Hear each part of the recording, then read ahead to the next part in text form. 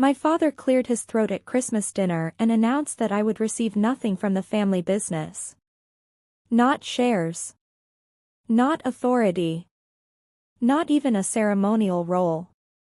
He said it like a verdict, smiling as if humiliation were a gift.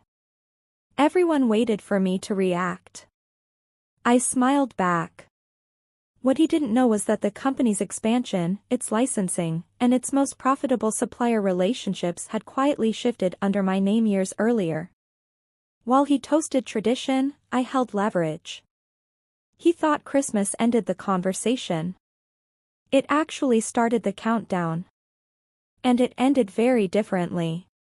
My name is Claire Donovan, and the moment my father decided to humiliate me publicly was the moment he unknowingly surrendered control, because it happened at Christmas dinner, surrounded by extended family, wine glasses clinking, the kind of night designed to reinforce hierarchy, and after dessert he stood, cleared his throat, and announced that while my brother would inherit the family business, I would receive nothing beyond gratitude for my support, and he said it with a smile that suggested finality, like a judge delivering a sentence, and everyone turned to watch my reaction, expecting tears or anger or embarrassment, but I smiled calmly, thanked him, and raised my glass, because I had learned years earlier that emotional reactions are a currency patriarchs spend freely, and I had stopped funding that economy, and what no one at that table understood was that the business my father claimed as legacy had already evolved beyond his control, slowly, quietly, and legally.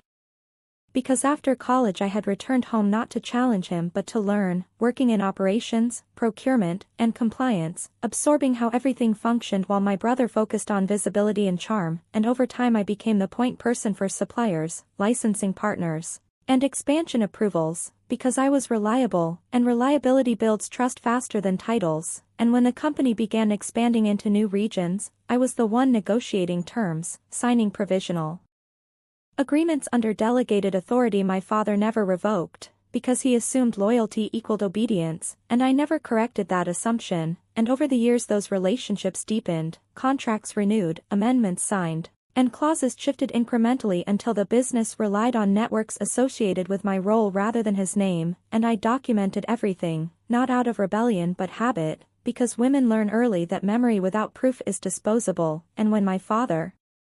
announced my exclusion that night, he believed he was reinforcing tradition, unaware that tradition had already been structurally bypassed, and the following Monday I returned to work as usual, polite, efficient, unremarkable, and when my brother began asserting authority, suppliers deferred politely but continued contacting me, because relationships don't transfer with announcements, and over the next weeks my father noticed delays, confusion, missed calls, and he blamed incompetence rather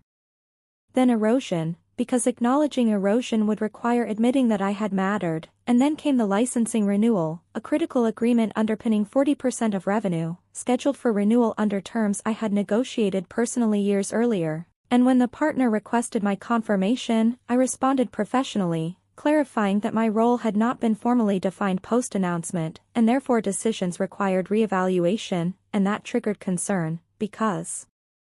uncertainty scares partners more than conflict, and suddenly my father wanted meetings, clarification, reassurance, and I attended calmly, reminding him that he had publicly declared I had no stake or authority, and therefore my involvement required reconsideration, and the legal review that followed revealed what my father never bothered to examine, that my delegated authority had been extended repeatedly without expiration, that key agreements referenced my oversight directly, and that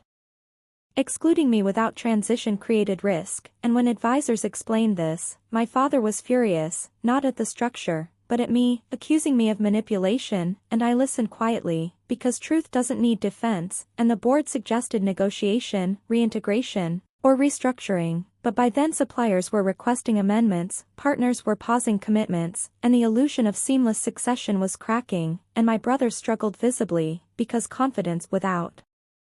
comprehension collapses under scrutiny, and when Christmas came again the following year, the atmosphere was different, restrained, cautious, and my father asked to speak privately, his tone altered by necessity, offering reconciliation, acknowledgement, and inclusion, but what he offered was reactive, not respectful, and I declined politely, proposing instead a formal separation, where I would assume ownership of the partnerships I had developed independently, allowing the core company to